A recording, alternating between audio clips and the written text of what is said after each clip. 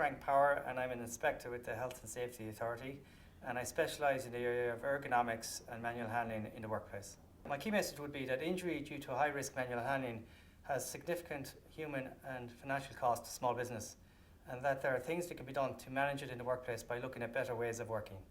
If there were 3 points I'd like to summarise today in terms of the presentation, they would be that, first and foremost, injury due to work activities with high-risk manual handling has significant human and financial costs.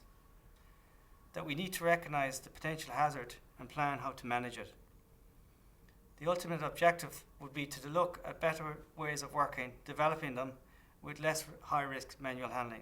The types of systems that we could look at are the use of mechanical aids, new systems that work with better planning or reorganisation of how we do the work activity, and provision of training to staff. In terms of manual handling, there are 4 key constituents that are important. First and foremost, if we look at the graphic, we can see that there's a person involved in having to lift a barrel weighing 80 kgs. So the second constituent would be the load that has to be handled, which is the barrel. The activity is primarily trying to maneuver or lift this heavy load, and the environment is the area where the activity is being carried out, in this case a warehouse. So what can we do? What should we do?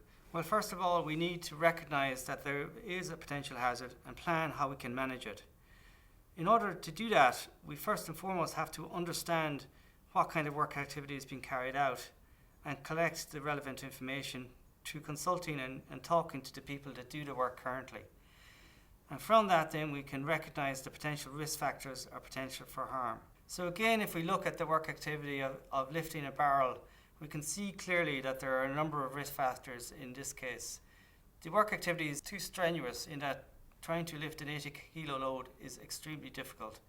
The load is very difficult to grasp, it is very heavy, and it is too large. So from that we can recognise that there are risk factors that need to be addressed. So what we need to do now is look at developing appropriate control measures or improvements and developing better ways of working with less high-risk manual handling. And in this situation, we've come up with a solution where the person uses a mechanical aid to transfer the barrel from the warehouse area to another area in the workplace.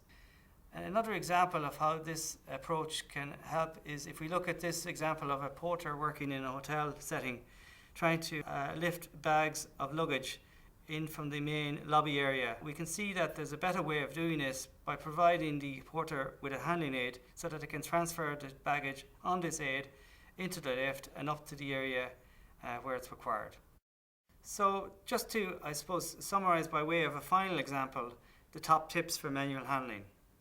First, understanding how the work activity is conducted and collecting information. And if we see this example here, an employee is required to stack pallets to a height. This requires a significant amount of manual handling. So the second thing we have to do is recognise what the potential risk factors or potentials for harm are in terms of this work activity. So if we look at the illustration, we can see that the pallets are very heavy, they're very large, and they're difficult to grasp. It's a highly repetitive work activity which requires repetitive bending and twisting. And as a result of that, another aspect is that the pallets have to be lifted to an unsafe height. So from that we can see that there are a number of risk factors which need to be addressed. So we then need to look at developing appropriate control measures or improvements. We can do this by talking to those who do the job, look at what alternative ways of doing the job we can put in place. For example, can we avoid the handling, and record our findings. So in this example we can see from the illustration what they've done is they've introduced a team lift where 2 people handle the pallet.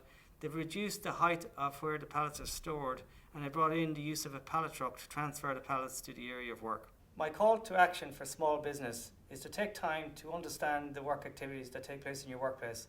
Talk to those that do the work. Identify areas for improvement which will result in better ways of working with less high-risk manual handling.